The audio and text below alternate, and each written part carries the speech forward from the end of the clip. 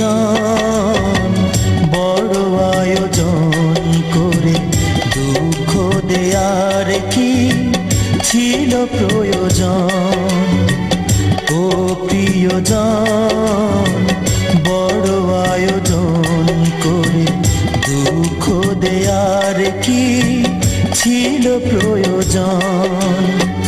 মেঘনা যমুনা নদী একই সাথে